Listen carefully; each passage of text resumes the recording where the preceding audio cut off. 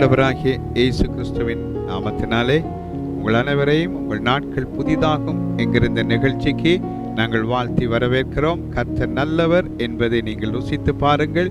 இந்த நிகழ்ச்சி மூலமாய் உங்களுடைய நாட்கள் நிச்சயமாகவே புதிதாகும். ஆமேன். இந்த நாளில் உங்களுக்காக நான் ஒரு வேத வசனத்தை வாசிக்க விரும்புகிறேன். அதன் பிற்பாடு ஜெபிக்கிறேன். சங்கீதம் 34வது அதிகாரம் 10வது வசனம். சிங்கக்குட்டிகள் தாழ்ச்சி அடைந்து பட்டினியாய் இருக்கும், கர்த்தரை தேடுகிறவர்களுக்கோ ஒரு நன்மையும் குறைபடாது. கர்த்தரை தேடுகிறவர்களுக்கோ ஒரு நன்மையும் குறைபடாது என்று வேதம் சொல்லுகிறது. பிரியமானவர்களே, உங்களுடைய வாழ்க்கையில நன்மைகள் குறைபட்ட நாட்களாக இருக்கலாம். உங்களுடைய ஆசீர்வாதங்களில் குறைவுகள் காணப்படலாம். குடும்ப வாழ்க்கையில குறைவுகள் காணப்படலாம். நன்மைகள் குறைவுபடுகிற ஒரு காலத்துக்குள்ளே நீங்க அகப்பட்டிருக்கலாம். ஆனா வேதம் சொல்லுகிறது, கர்த்தரை தேடுகிறவர்களுக்கு ஒரு நன்மையும் குறைவுபடாது. நீங்க ஆண்டவரை தேடினால் உங்களோட வாழ்க்கையில ஒரு நன்மையும் குறைவுபடாது. ஆனால் நீங்கள் ஆண்டவரை தேடாமல் நீங்கள் வேறு வழிகளிலே ஓடுவீர்களான உங்களோட வாழ்க்கையில பல குறைவுகள் காணப்படும். நன்மைகள் இல்லாமல் இருக்கும், தீமைகள் நிறைந்து காணப்படும், துன்பங்கள் காணப்படும். ஒரு முறை ஒரு தாயார் இருந்தார்கள். அவர்களுக்கு 2 பெண் பிள்ளைகள் இருந்தார்கள். அவர்கள் அதிகம் படித்தவர்கள் அல்ல. ஆனால் அவங்களுக்குள்ள ஒரு பெரிய ஆசை இருந்தது. தன்னுடைய 2 பெண் பிள்ளைகளையும் எப்படியாவது டாக்டர்ஸா மாற்றிவிட வேணும், படிப்பிக்க வேணும். ஆனாலும் அவர்களுக்கு அந்த அளவுக்கு படிப்பிக்கிற அளவுக்கு அவங்களிடம் பணம் இல்லாமல் இருந்தது. ஆனால் அவங்க ஒரு காரியம் செய்தார்கள்.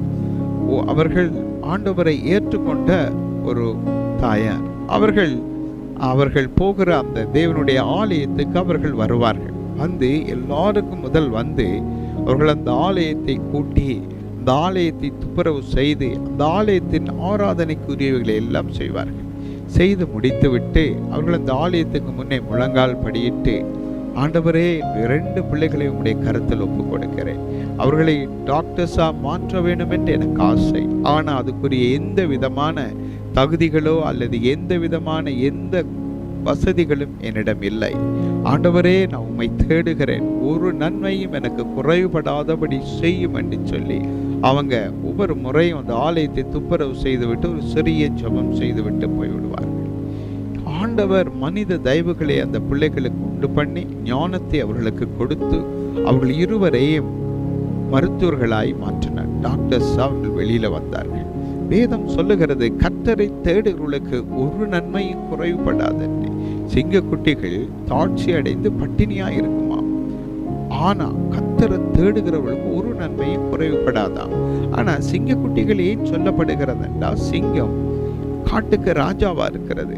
அந்த சிங்கம் காட்டில எந்த மிருகத்தையும் கொல்ல வல்லதும் அதை தனக்கு இரையாக்கி கொள்ளக்கூடியதுமாய் அதுக்கு ஆற்றல் இருக்கிறது. அது எந்த மிருகத்தையும் வேட்டையாடி கொண்டு வந்து போடும். பெண் சிங்கங்கள் மிருகங்களை வேட்டையாடுவதில் பலமுள்ளதா இருக்கிறது. ஆனா அவைகள் வேட்டையாடி கொண்டு வந்து போடும். ஆனா ஆண் சிங்கங்கள் வேட்டையாடாதல்ல, அவைகள் பலம் உள்ளது. ஆனால் ஆண் சிங்கங்கள் சோம்பேறித்தனம் உள்ளவைகள் என்று சொல்லப்படுகிறது ஆராய்ச்சியிலே. ஆனால் இந்த பெண் சிங்கங்கள் தான் குடும்பத்தை நடத்துகிறதாம்.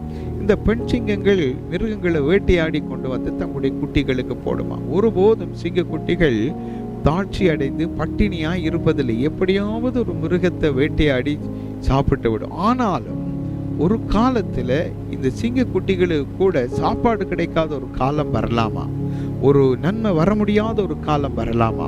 ஆனால் கர்த்தரை தேடுகிறவர்களுக்கு ஒரு நன்மையும் குறைவுபடாது என்று வேதம் சொல்லுகிறது. ஏன் உங்களோட வாழ்க்கையில குறைவுகள், ஏன் நன்மைகள் இல்லாமல் இருக்கிறது?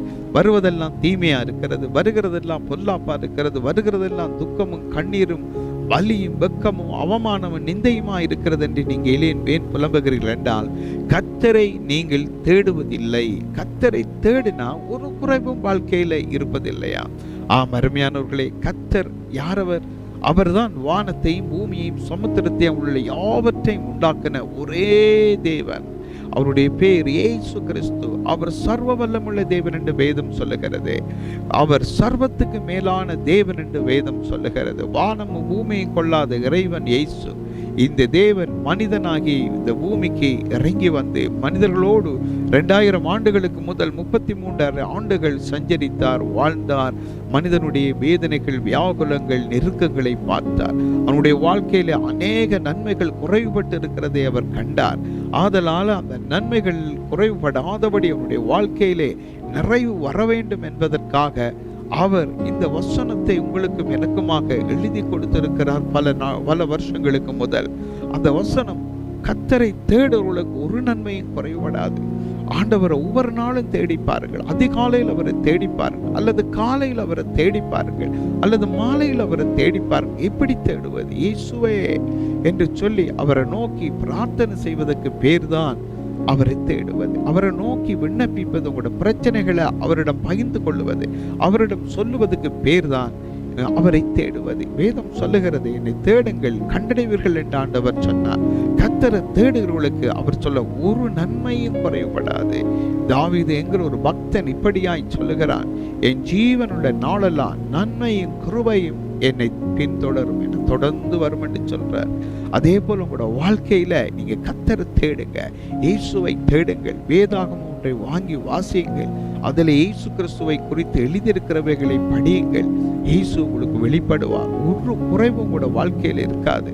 இன்றைய நாளில் உங்களோட கணவனுக்கு சில குறைவுகள் இருக்கிறது, உங்களோட மனைவிக்கு குறைவுகள் இருக்கிறது, பிள்ளைகளுக்கு ஞானத்தில் குறைவுகள் இருக்கிறது, சரீரத்தில் சில பலவீனங்கள் நிமித்தம் சரீர குறைபாடுகள் இருக்கிறது, பணத்தில் குறைபாடுகள் இருக்கிறது. எல்லாவற்றிலையும் குறைவா நன்மைகள் குறைவுபட்டு காணப்படுகிறது, தீமைகள் மேலோங்கி வருகிறது. இனி வாழ்ந்து என்ன பிரயோஜனம் என்று நீங்கள் சொல்லத்தக்கதாய் உங்கள் நாட்கள் மிகுந்த துன்பமும் வேதனையும் வியாகுலம் உள்ளதாய் இருக்கிறது அல்லவா? ஆனால் ஆண்டவர் உங்களை நேசிக்கிறார். இயேசு உங்களை நேசிக்கிறார். இயேசு உங்கள் அன்பா இருக்கிறார். இயேசு உங்களோட வாழ்க்கையில் ஒரு நன்மை குறைவுபடக்கூடவே கூடாது என்பதற்காக அவர் உங்களுக்காய் சிலுவையில மரித்திருக்கிறார். அவர் உங்களுக்காய் தன் ஜீவனையே சிலுவையில கொடுத்து உங்கள் மேல் அன்பு கொண்ட தெய்வம், மரித்து உயிர்த்தெழுந்து இன்றும் ஜீவிக்கிற தெய்வம். பாருங்க, வானம் பூமி சமுத்திரம் எல்லாவற்றையும் உருவாக்கின தெய்வம், அவரால் படைக்கப்பட்ட மனிதனாகிய உங்களுக்காக தன் ஜீவனையை கொடுத்து நேசிக்கிற அன்பு பெரிய அன்பா இருக்கிறது. வேதம் என்ன சொல்லுகிறது? தேவன் தம்முடைய குமாரன் இந்த உலகத்துல கொடுத்து அன்பு கொண்டார் என்று வேதம் சொல்லுகிறது. தேவன் தம்முடைய ஒரே பேரான குமாரனை விசுவாசிக்கிறவன் எவனோ அவன் கெட்டு போவான், நித்திய ஜீவனை அடையும்படிக்கு இயேசுவை தந்து இவ்வளவாய் உலகத்தில் அன்பு கொண்டார் என்று வேதம் சொல்லுகிறது. ஆகவே அந்த தேவன் கொடுத்த இயேசுவை உங்களுடைய இருதயத்தில் ஏற்றுக்கொள்ளுங்கள். சொந்த தெய்வமாக இயேசு உங்களுக்குள்ள வரட்டும். இயேசு உங்களை வாழ வைப்பார். இயேசு உங்களை விடுவிப்பார். இயேசுவை நீங்க ஒவ்வொரு நாளும் தேடி பாருங்க. அது காலையிலயோ மாலையிலோ நீங்க அவருக்கு நேரம் ஒதுக்கி தேடி பாருங்க. ஜெபத்துல தேடுங்கள். அப்பொழுது ஒரு நன்மை உங்களோட வாழ்க்கையில குறைந்திருக்காது. ஒரு பிள்ளைகள்லையும் ஒரு குறைவும் காணப்படாது. உங்களோட குடும்ப வாழ்க்கையில ஒரு குறைவும் இருக்காது. சகலது நிறைவாய் சம்பூர்ணமாய் இருக்கும். இயேசு அப்படி செய்கிறவர். ஆகவே பிரியமானவர்களே, உங்களுக்காய் நான் ஜெபிக்க போகிறேன். நீங்க என்னோடு சேர்ந்து இந்த ஜெபத்தை சொல்லுங்கள். அப்பொழுது இயேசு உங்களுக்குள்ளே வருவார். அதன் பிற்பாடு உங்கள் வாழ்க்கையில ஒரு குறைவும் நன்மையும் குறைவில்லாதபடி எல்லாம் நிறைவாயிருப்பதை காண்பீங்க. அன்புள்ள தேவனே, உம்முடைய குமாரன் இயேசுவை என்னுடைய உள்ளத்திலே நான் சொந்த இரட்சகராய் ஏற்றுக்கொள்ளுகிறேன். இயேசுவே, எனக்குள்ளே வாரும், என் பாவங்களை மன்னியும். இயேசுவே, உம்மை தேடுறவர்களுக்கு ஒரு குறைவும் இருக்காது என்று சொன்னீங்க, ஒரு நன்மையும் குறைவுபடாது என்று சொன்னீங்களே. அப்படியா என் வாழ்க்கையில நன்மைகளையே காண முடியல ஆண்டவரே. என் வாழ்க்கையில நன்மைகள் குறைவுபட்டு போய் தீமைகள் பெருகியிருக்கிறது ஆண்டவரே. இந்த ஒரு விஷயம் எனக்கு உதவி செய்யும். எனக்குள்ளே வந்திருக்கிறீங்க ஆண்டவரே. என் வாழ்க்கையில் இருக்கிற எல்லா தீங்குகளையும் பொல்லாப்புகளையும் நீக்கி ஒரு நன்மையும் குறைவுபடாதபடி என்னை ஆசீர்வதியும் ஆண்டவரே. எனக்கு உம்மை தேடுகிற உம்முடைய ஆவியினால் என்னை நிரப்பும். என் வாழ்க்கும் கருத்தில் ஒப்புவிக்கிறேன். என்னை ஆசீர்வதியும். இயேசுவின் நாமத்தில் ஜெபிக்கிறேன் பிதாவே, ஆமென் என்று சொல்லுங்கள். பிதாவே, இந்த அருமையான பிள்ளைகளுக்காக ஜெபிக்கிறேன். அவங்களோட வாழ்க்கையில் இருக்கிற சகல குறைவுகளும் நீங்கட்டும் அப்பா. தேவனை தேடுவர்களுக்கு ஒரு நன்மையும் குறைவுபடாதுன்னு நீங்க சொன்னீங்களே.